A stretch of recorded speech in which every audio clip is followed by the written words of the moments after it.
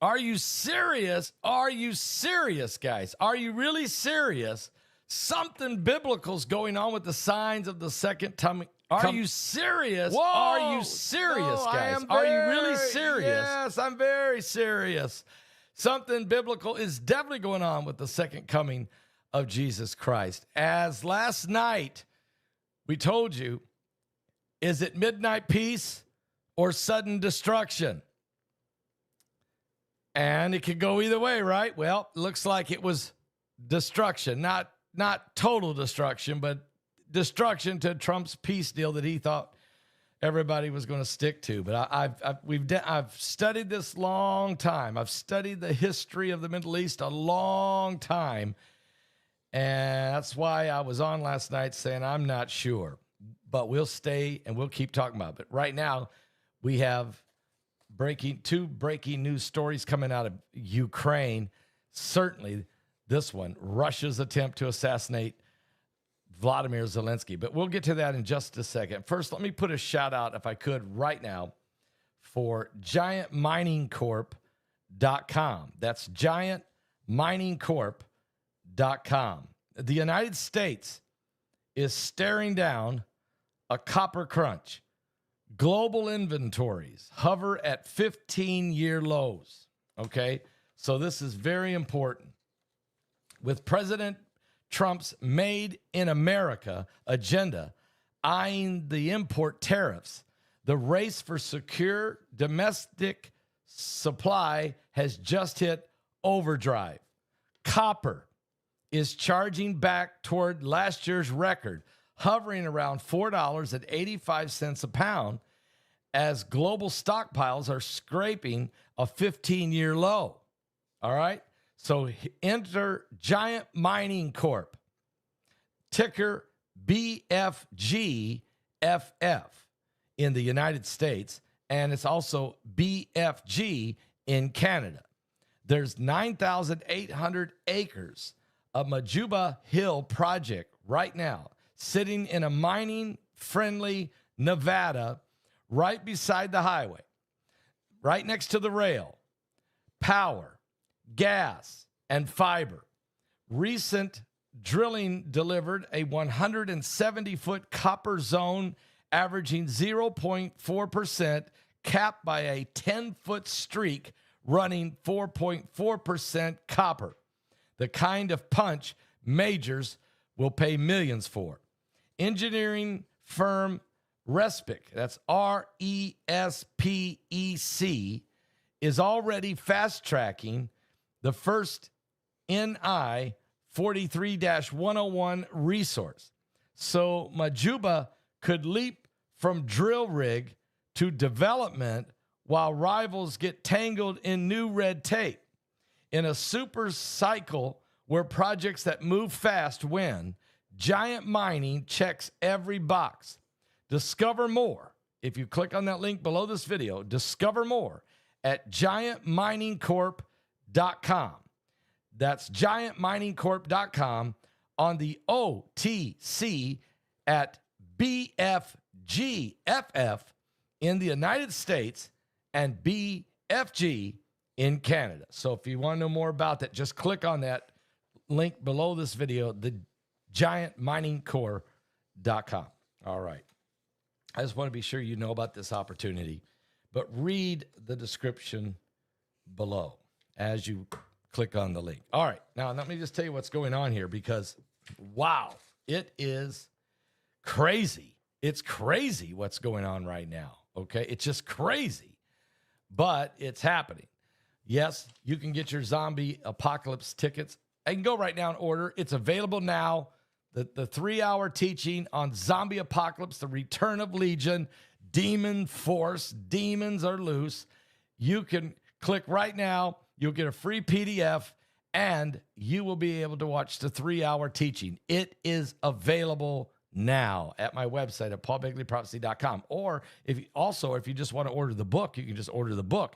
It's available at my website at paulbegleyprophecy.com. So are 2 different DVD series I did on Zombie Apocalypse and Zombie Apocalypse 2. It's all available right now at my website at paulbegleyprophecy.com. Now, let me tell you what's going on here about this assassination situation, okay? Meant to protect him, Ukrainian colonels plotted to kill Zelensky for Russia's FSB, which is basically the KGB. It's the FSB is really today's KGB, and we know it's because the FSB was set up by Vladimir Putin himself. So, two Ukrainian colonels were hired by Russia to assassinate Vladimir Zelensky. According to the SBU chief Malik, these two colonels were attempting to kill Zelensky. They were to protect the nation's top officials.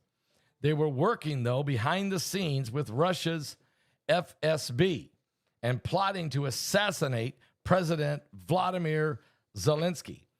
According to Malik, the head of Ukraine's security service, in a conversation with journalists, last year, he said, we carried out a major operation.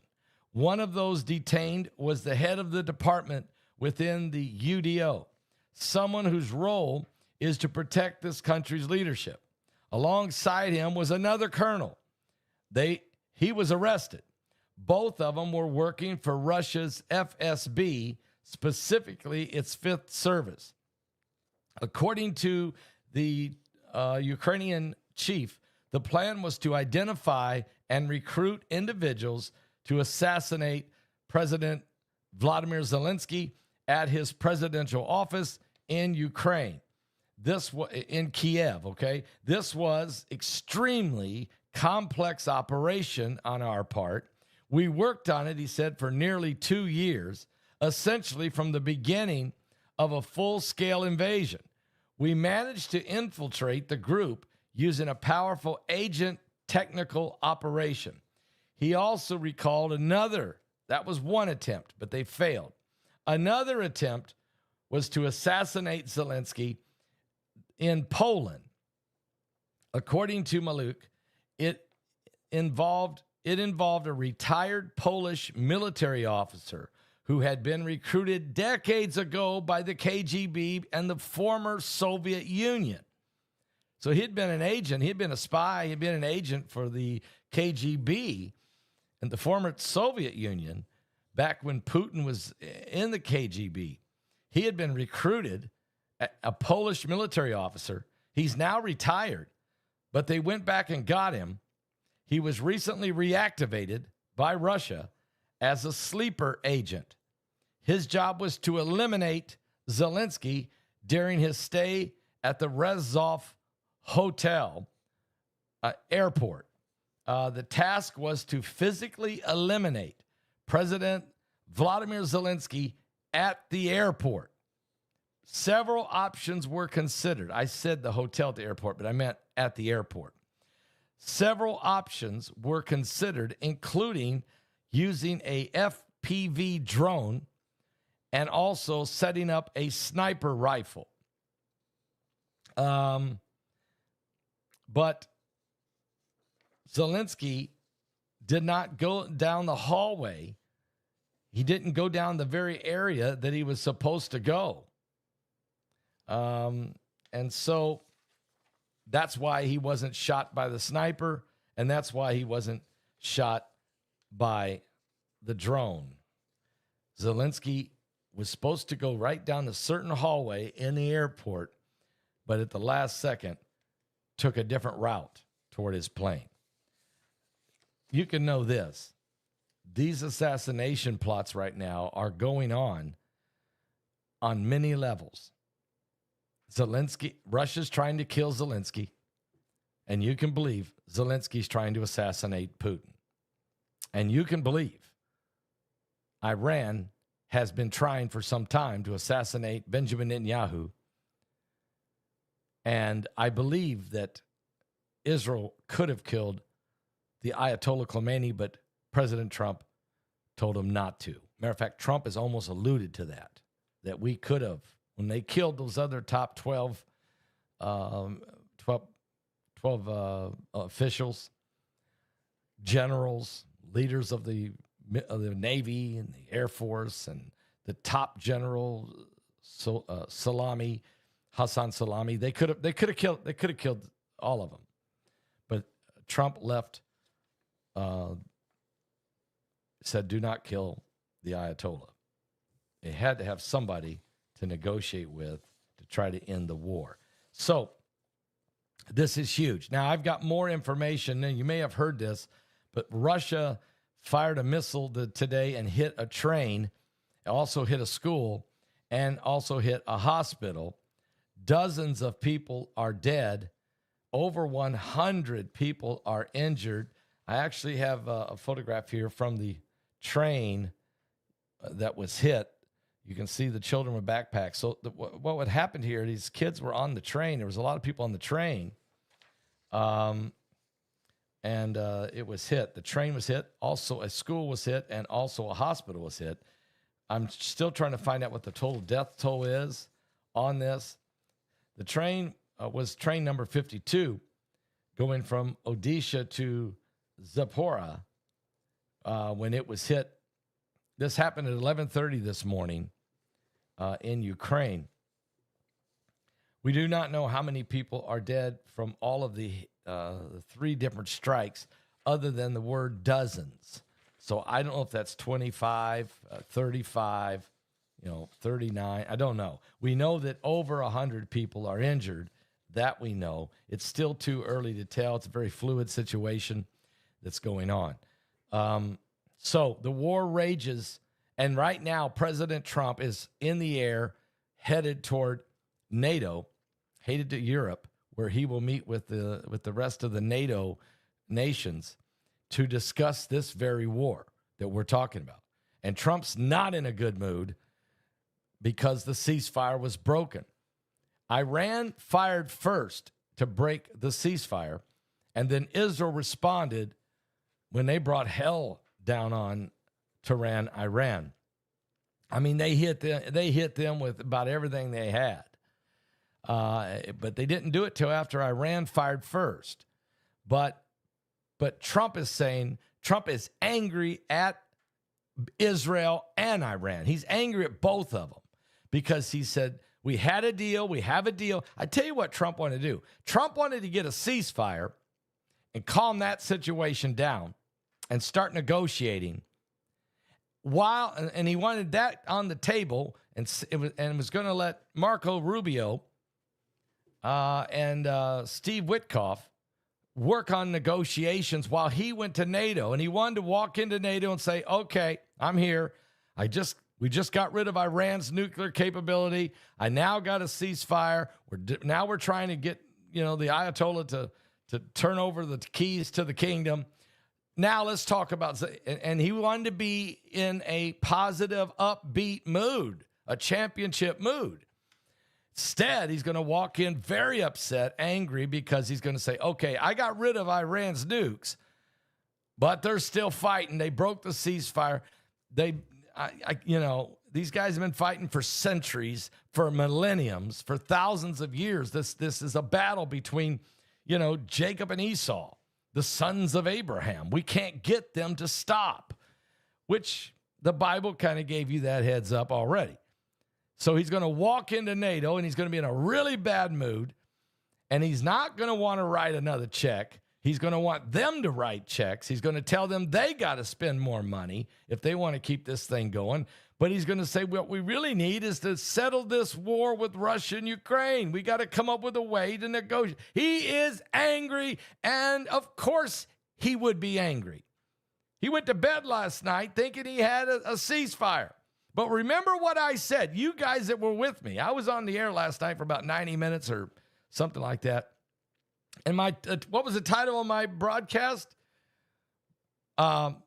Midnight Peace, because it was supposed to start at midnight. Midnight Peace or Sudden Destruction. And I was using the scriptures found in, of course, 1 Thessalonians chapter 5, verse 3. Almost 2 hours. Thank you, scripture reference. Thank you. Yeah, it was almost 2 hours.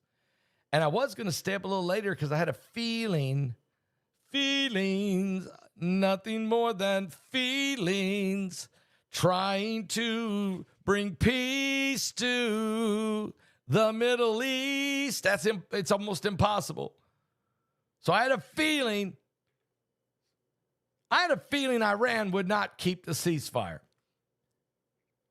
I didn't think Israel would jump the gun that fast just because of one rocket and 2 drones. I really didn't. I thought they would restrain, say, okay, maybe there's a loose cannon over there. They can't. They're not. Their communications are broke off. You know, the Ayatollah don't really have his hands around everybody, but we're going to hold off. But no. When that rocket was fired, Israel was already in a bad mood. Look, they already had almost 100, I think it was 86 people injured the day before. They got hit hard in Tel Aviv and they got hit hard in Haifa. They weren't in a good mood. And when that rocket and that ballistic missile come out of Israel again and 2 killer drones come over the Golan Heights from Syria, Netanyahu said, there you go. You can't ever trust him. Pulled the trigger. And he pulled that trigger without calling Trump. So I think that's why you see the reaction this morning by the president. I don't think the president meant to be that, I think he's probably repented over that. I mean, but I'm going to say this. I mean, he was upset.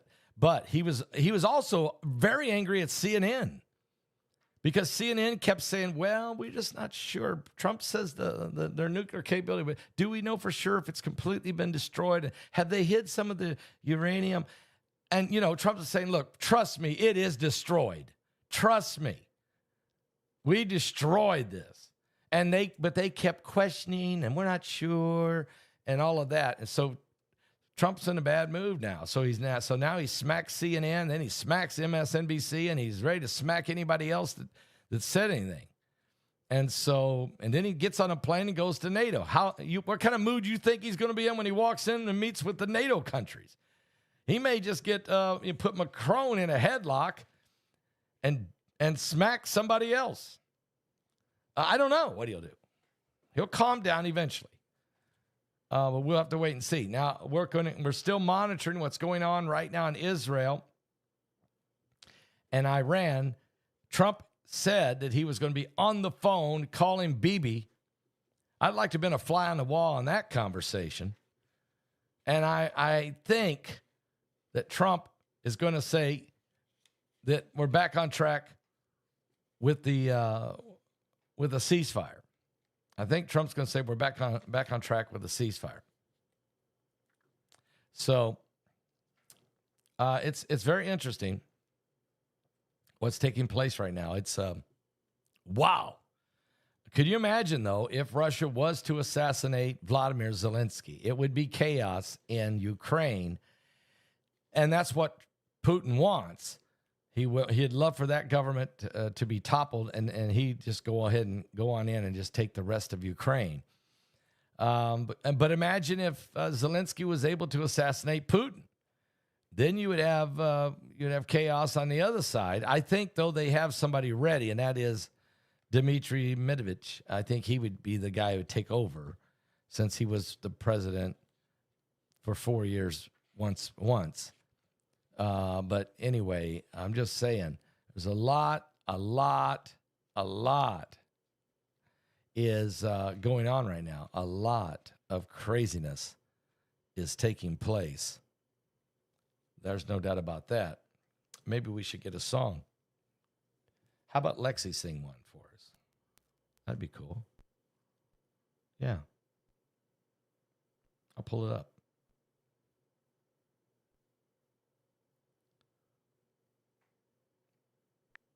I think we need to. I think everybody needs to calm down a little bit. Wouldn't hurt. Everybody probably needs to. It's not easy being the one everyone counts on. No, it's not. That's the truth. Sorry about that. Sorry about that. I should have had that set, but it just popped in my head to play. We need everybody to settle down and pray. I think that would be the best ideal. And meanwhile, while the song's going, I'm going to do a little research right now and see if there's been if the ceasefire is back on or not. Studying about that good old way, and who shall wear the starry crown? Good Lord, show me the way. Oh, sisters, let's go down, come on down.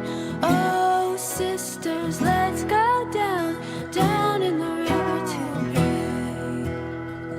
As I went down in the river to pray, studying about that good old way, and I shall wear the robe and crown. Good Lord, show me the way.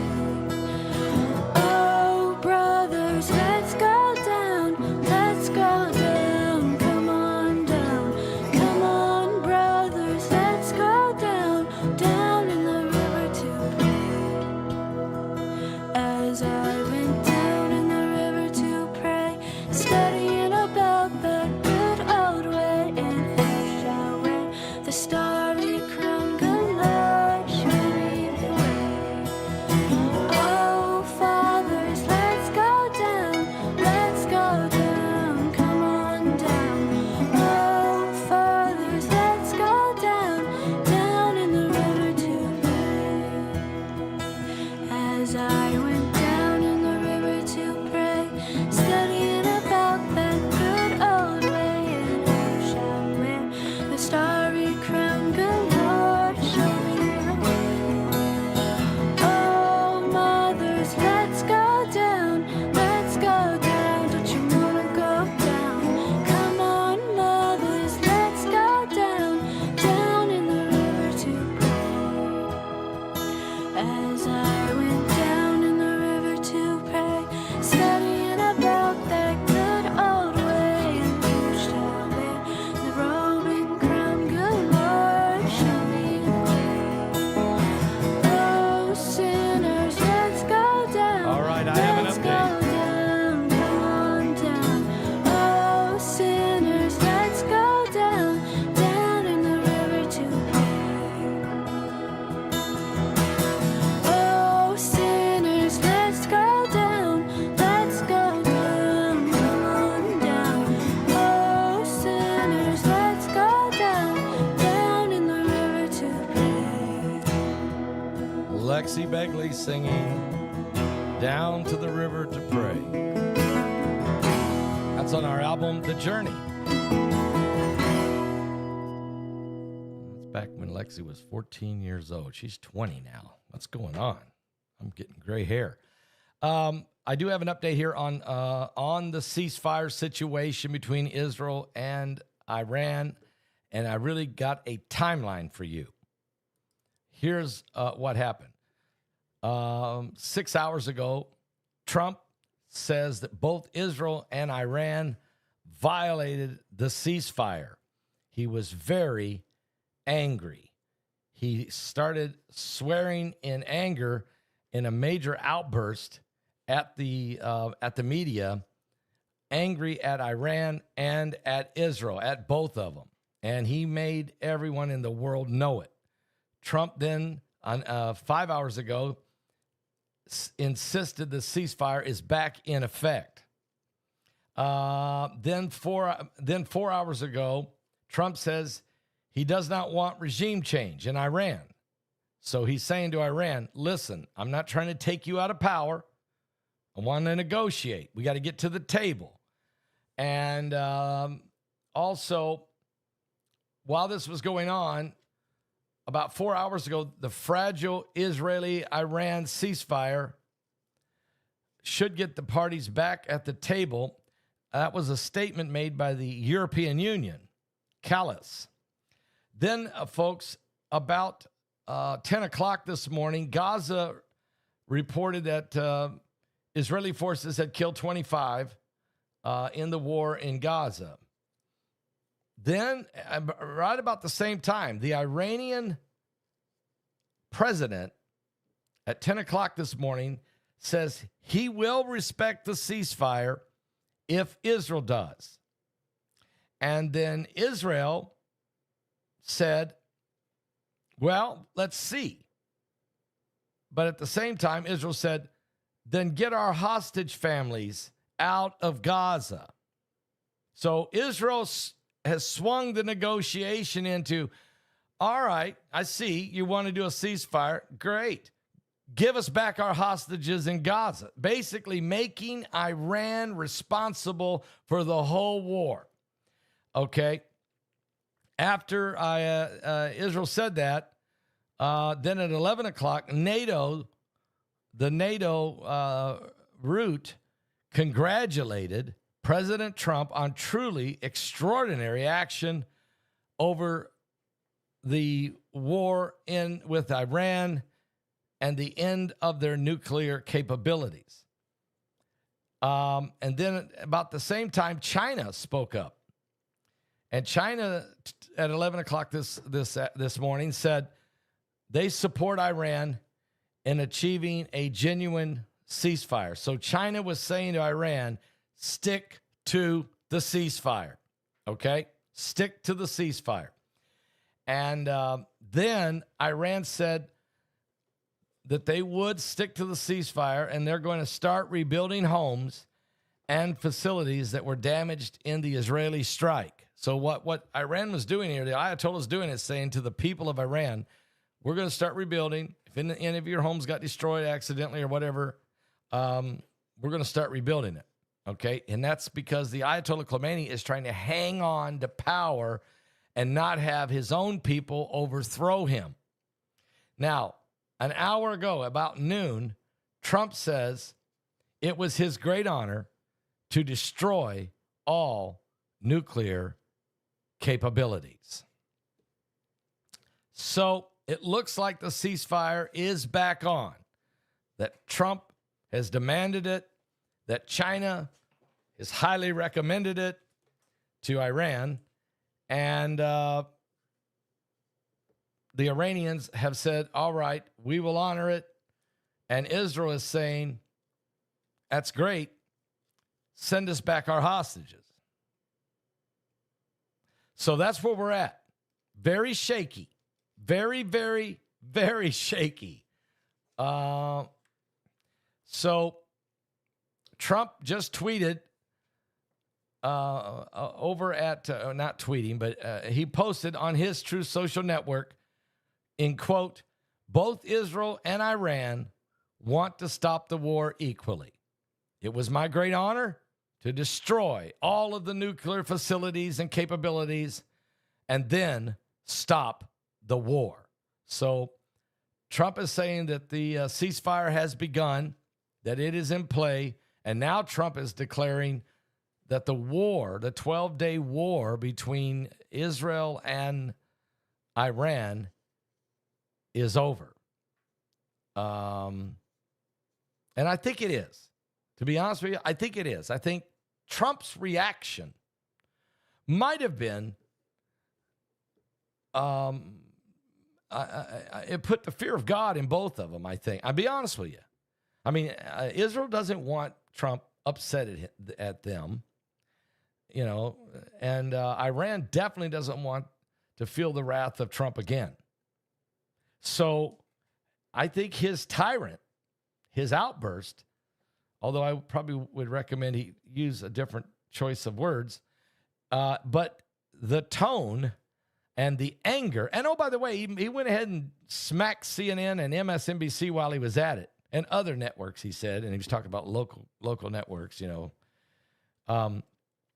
and some reporters, but he basically was saying he didn't throw Fox under the bus. I noticed that, but he did go after CNN and MSNBC. But he was wanting to say, you know, you guys are also fueling the fire, so shut up, basically. But I think that reaction, and it might have helped that he showed anger at Israel as well as Iran, because I think Iran saw that and said, okay, he's upset at both of us. We got to stop. It's not just us. So Israel never did say that they have agreed to the ceasefire. They haven't said that yet. They're not doing anything, but they haven't said that yet. I think they're in a wait-and-see mode. And as long as Iran doesn't fire at them again, then they will do it. But Israel wants to, but I think it's a brilliant move by Israel. I'm going to give Israel credit for this move. I think Israel's response was brilliant to say, when Iran said, we will then stick to the ceasefire. If Israel will, we're committed to it.